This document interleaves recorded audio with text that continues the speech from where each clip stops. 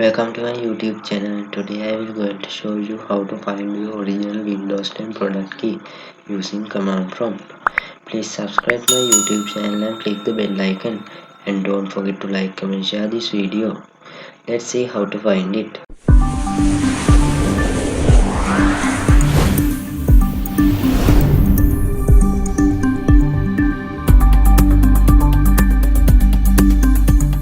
First you have to open the command prompt.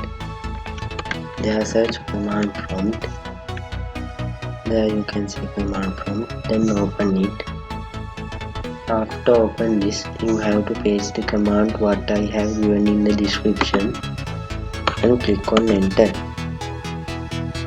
Now there you can see your original Windows 10 product key. Please subscribe my YouTube channel and click the bell icon, and don't forget to like, comment, share this video. Thank you.